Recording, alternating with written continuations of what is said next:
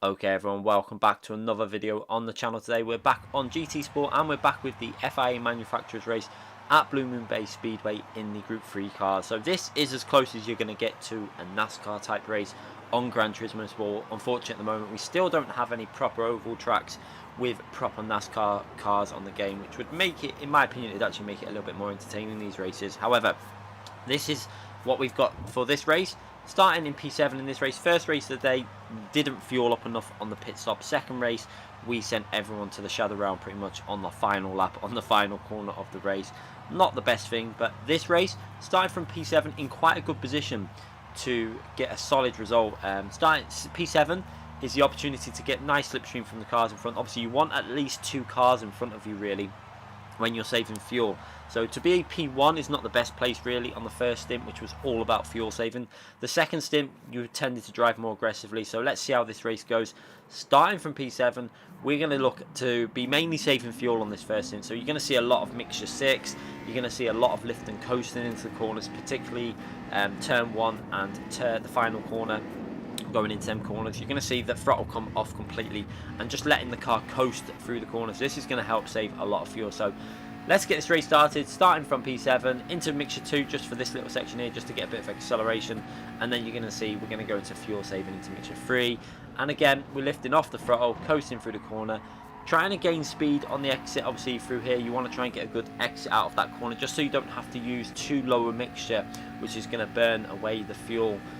Obviously at the pit stop you want to be putting as little in as possible because you've saved fuel, but you need to, what I was doing was I was tending to just go 100% on the fuel once you pit, because it just enables you to be more aggressive on that second stint. So following behind Calster in P7 at the moment, you can see that lifting off the throttle and just letting it coast through the corner in mixture 6, and then on the throttle nice and early, increasing the mixture a little bit as we get on the straight, just to keep the in that slipstream to help us down the straight and give us a little bit more speed going into turn 1. And again you can see we're going to lift around about the 200 board there on the right side, completely off the throttle and letting the car coast through the corner and just lift and coasting. This is going to really help the fuel situation when we get towards our pit stop zone. Now this race was actually a little bit shorter than what we've been doing, well I say recently, but there has been a growing trend on Gran Turismo Sport recently, again with the FIA races.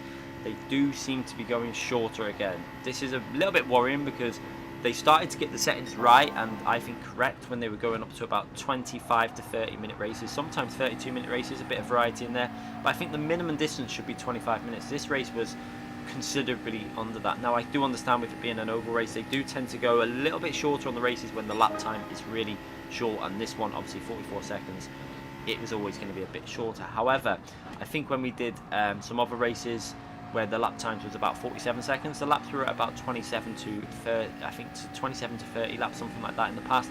I don't see why it couldn't have been a bit longer. There's no real excuse for it. I think they're just, they seem to be just going back in their ways, Gran Turismo, and bringing these races shorter and shorter again. It's another situation we're looking at Interlagos for the next manufacturer's race. That race is again a very short race, so let's hope they start listening again, because they just seem to go back in their ways and make these races too short, and it limits the strategy and stuff. But for this race we're going to carry on with what we've got here into mixture 4 and just saving fuel. And this is again highlighting another issue that for me is personally one of the issues that is up there with the penalty system. So obviously there is currently no penalty system on the game, and there is probably very good reason for that, like we stated in a couple of other videos and on live on stream. It's probably a temporary thing until they've got the penalty system working, because they couldn't keep that penalty system that was on there on the game, because it was giving too many penalties out that were just purely unjust. Like people were getting 10-second penalties for nothing. You can't keep that penalty system, so this is a very temporary system that I believe they've got on at the moment. However, the other big issue on the game at the moment is the slipstream. Now this race is really going to highlight that issue. You could just sit in the slipstream as we get a little touch into the wall there from WDP. Fortunately we still got that slipstream. Just look how much that slipstream is going to help you out as he tucks back into our slipstream as we go for a little move up the inside on SRC SVDR, and managed to get that move done. We've got Snake on the left hand side, Calster on the right, trying to give enough space on that right hand side, and then we're going to tuck into P4 and again go into the fuel saving mode, into mixture 3 and 6, etc. Like I said, yeah, the slipstream is just far too strong. You can see it into mixture 6 and just look how much we gain even in mixture 6. The distance at which you gain the slipstream now, 1.5 seconds, needs to be reduced, because at the moment you're going to see it in every Group 4 qualifying pretty much. Maybe not so much on Brands Hatch, it might not be as bad of an issue because of the track layout, but any track where you want some kind of a slipstream, like Interlagos on Sunday, you're going to see a massive problem in qualifying because the slipstream is so strong. You start 1 second back and you gain so much in someone's slipstream that without it you're going to lose probably half a second on your lap, and that is a massive amount to lose in higher splits. So I really think they need to take a look at the current slipstream. I personally don't understand why they altered it from the old slipstream, which was 7 temps, 8 temps. There was no need to be changing from that, in my personal opinion. That, if anything, it was too strong back then, but now it's gone crazy, the slipstream. Everyone is looking for that slipstream in qualifying, and hopefully it's going to change in the future. I would like a solo qualifying without anyone else on track. 2 laps, just like iRacing.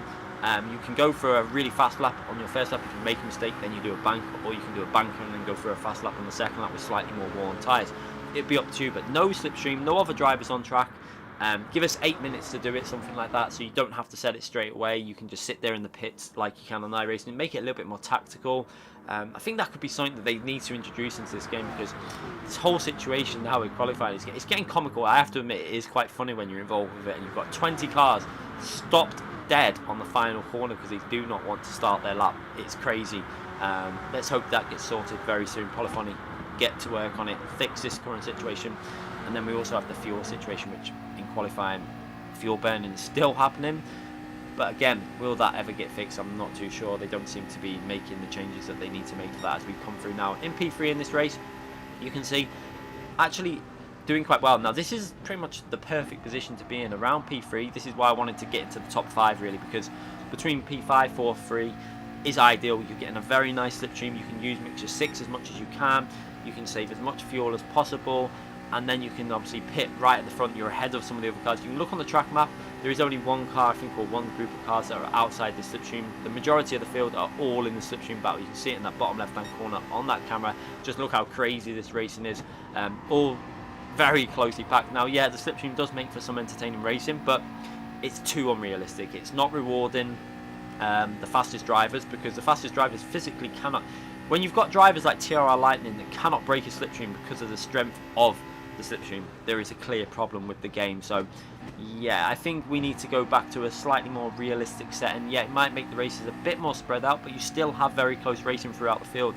Drivers are very equally matched in FIA on Gran Turismo Sport, so I don't see why we need the overdone slipstream system. For me, it just doesn't seem worthwhile. As we stay on the left hand side, giving the NSX a slipstream, as Snake decides to just try and turn in on me as if I'm not there. Maybe he didn't know we were there, but he nearly wiped us all out there on that corner, but got away with that one as WDP gets through also and tucks into my slipstream. So again, we're just saving fuel. You'll see what we were doing on that 200 board is lifting, coasting into this corner, so trying to look out for it all the time. Very hard to do when you're right behind another car. So lift, coast through the corner, let the car roll through the mid part of the corner, and then on the throttle as early as possible to get a good exit speed from that long left-hand corner, and then down this straight. Again, in mixer 6, you can see how much fuel saving we're doing. We're clearly just trying to save as much fuel as possible. Now, the reason no one went for the no stop was because it was far too slow. We worked this out in practice. If you pitted, and if you didn't pit and stayed out, obviously trying to save fuel in mixer 6, you were so slow compared to someone going flat out from the start. But the reason no one was doing it on the first stint was because if you go flat out, you're just giving the slipstream to everyone else while they're getting really good speed. So that again sums up the problem with the slipstream. Is we're going to pit on lap 10. We decided to follow Wheeling. I seen him dive in. I decided to go in early and just fill the car right up with the fuel. You can see there, me and Will, pretty similar fuel levels as we went in. Some people opted to put a little bit less fuel than 100% in. I think some people putting like 95 to 90% fuel in, which, as you see on the right hand side there, Quentin, WDP going right over to the right hand side of the track straight away, and Quentin going straight into the rear of WDP. Bit of a, I don't know, it's a hard one that, because you come out of the pitch, you're probably best staying to the left hand side, away from the outside wall. But WDP nearly getting wiped out massive. Just luckily though, manages to stay in the group, I think, of this slipstream battle. So not all is lost for WDP, as Quentin there up in front of us. Very close racing going on. You can see we've got some cars in front with slightly less fuel, and that is obviously good for ourselves. Some people decided not to put 100% fuel in, so for me, it's in a good situation. We're still in the front battle, because once they're out the pit, you're going to see we're going to be back into that top 7 or 8 places on this as we go for a move up the inside. Can we make that move work? It's going to be very hard, because they've got the slipstream on the outside, so we're going to probably lose the slipstream. Just look at the speed of that slipstream. That shows you just how strong it is, as we're going to tuck back into IA racing in P8 now.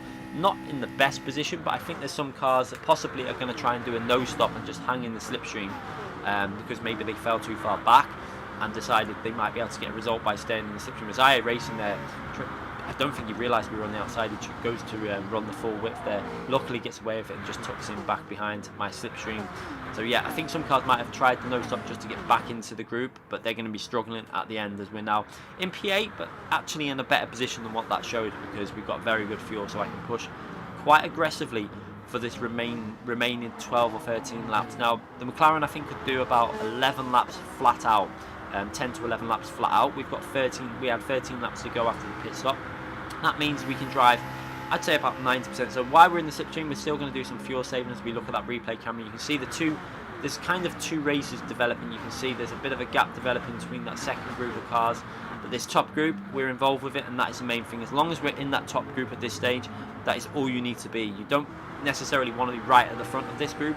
You want to be saving your fuel, giving yourself the fuel for the final sprint to the finishing line. So this is going to be crazy, as we now decide to get ourselves up into P3. I saw a gap available to tuck into Cal's slipstream. You can see it there, a massive gap available. Threw it up the inside, a nice move into P3, and again we still got that double slipstream, so we're not going to go for a move on Cal's, I think, straight away. We're just going to sit behind, give him a bump draft down the straight, and now I could see that I could start pushing a little bit more with the fuel. You can see that the laps remaining, it's a saying I've got a lot of laps remaining, because obviously we've been doing a lot of fuel saving, but that will drastically come down the more I use one mixture. As you see, we're trying to go, I wanted to try and break away from a group of cars in this race to secure a solid position. So I decided to push a bit of mixture 1 now and go down the inside and see if we could maybe drag this race out and separate a group of cars. As you can see, fuel is looking pretty good. So into mixture 2 for this final corner, just to keep for turn number 1, just to keep a bit of fuel still in the car, and obviously still doing that lift and coasting. But then into mixture 1, and now we're going to short shift mixture 1 just to try and, we're going to obviously keep good pace, but we're going to save fuel at the same time, and also the car behind is bump drafting us, so that's going to help out the overall pace. And this is going to really stretch the people that underfueled at the pit stop, and this was what I was kind of aiming to do, because it happened on the first race when I didn't put enough fuel in. It was really hard to stay with the pace when the front group were pushing. So now that I've got the fuel to go quite aggressively, I decided, yeah, let's try and gap these people and secure some sort of solid position and make it a struggle for the cars that underfueled at their pit stop. So you can see Quentin also pushing and using my slipstream and tucking in behind us, probably in mixture 2, but the speed of that Jaguar in the slipstream was absolutely insane. Just look how fast it comes up, and again, this is highlighting the current issue with the penalties, the slipstream system on the game. It's so strong. Look at this in behind us. We're in mixture 1, but look at the speed of that Jaguar. It is insane. That is just a crazy amount of speed in that car. But luckily for me at this point in this race, he's deciding to bump draft us, which has given us a massive help. This is what I wanted to happen. I think probably the same idea with the cars behind. Let's push, bump draft. They knew I was willing to push, probably because I'd done pretty good fuel saving, so I had reasonable fuel to push to the end here now. But you can see, again, we're going to go into the braking zone, still doing that lift and coasting just to give myself enough fuel. You can see a bit of a gap developing on that bottom left hand corner. You can see that there's kind of like the top 4 battle, and then there's another group of cars still in the slipstream but struggling to stay with the battle, and that's because probably their fuel isn't quite as good as what ours is at this stage of the race. As Will manages to get up the inside of us there, I actually should have shut that move off really. I don't know why I left it open so much. I should have let him go around the outside, but for some reason I left the door open there. But luckily managed to tuck into 3rd place now with just over 6 laps to go. We're in 3rd place in a reasonable position, trying to get the slipstream off of Quentin there, but WDP obviously saw that they were going left, managed to get down left hand side. We're going to go over to the right now and try and hang it around the outside. You can see now at this stage of the race, this is where it all starts heating up. Everyone kind of wants to be at the front, as we're going to get a little close to that wall there. Just got away with that, managed to, I think we just grazed it, a bit of sparks flying up, but nothing too bad. And it's now down to P4 with just over 5 laps to go. This is getting pretty intense now at this stage of the race. This is where it all starts heating up. Everyone wants to obviously be towards the front, and we go down the left hand side, managing to just about get ourselves back up into P3 into the corner, but now we're going to lose a bit of exit on this tight line.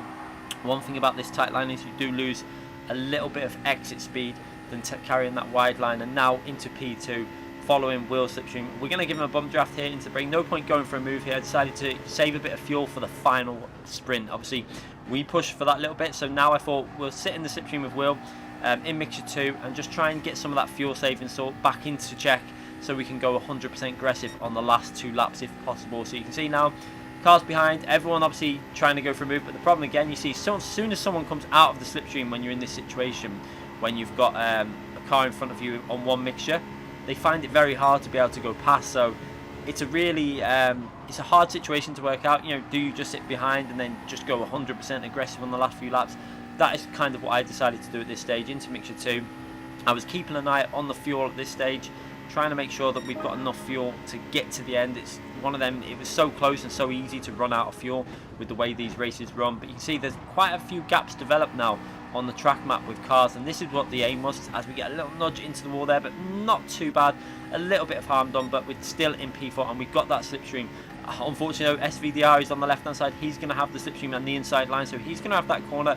We're going to have to try and tuck into SVDR slipstream into P5, and now down a little bit here. This is not the best situation to be in. Really, you want to be in P3 or something like that. We're going to try and hold that wider line, definitely the better line through that corner. Something I've seen Nisman do a lot of the time, and it definitely does work. It gives you so much better exit speed from that corner. But now you can see not really being able to do anything with that extra speed because you need to be in the train of cars. Into turn 1, lift and coast again in mixture 2, still doing a bit of fuel saving and keeping an eye on that fuel. I could see that the fuel was looking pretty good. I was starting to see that I could probably go 100% aggressive from now on. So you can see into mixture 1, we're going to go for it now. I think I decided we've got the ability to go for it as we go up on the inside, getting the slipstream off of SVDR, and now pushing all the way to the end pretty much. We've got enough fuel to do this. You can see, even though it's still going into mixture 2 on that corner, but one thing with doing mixture 2 on this final corner was it gave you really good front end and enabled you to really get on the throttle nice and early. So now back into one mixture. You see everyone now is trying to get towards the front. You want to be on the front 2 or 3 cars really for the final 2 laps, and Will there losing positions because mainly now people are not bump drafting. People kind of just want to get themselves to the front. Quentin gets himself into the leader race. We managed to get ourselves into P3 and still got the slipstream to Quentin. Will's going to go and try and go around the inside. I'm going to give Quentin, I was thinking of giving Quentin a bump draft there, but I decided we've got the fuel to go for this. Let's try and hang it around the outside. 3 wide on the corner now. This is insane driving. Just about managed to avoid the wall on the right side. We're going to have to brake very late into this final corner and hang that really wide line that really does work. You can see the advantage of it there as we managed to carry so much more speed through that corner and put ourselves into the lead on this final lap of the race.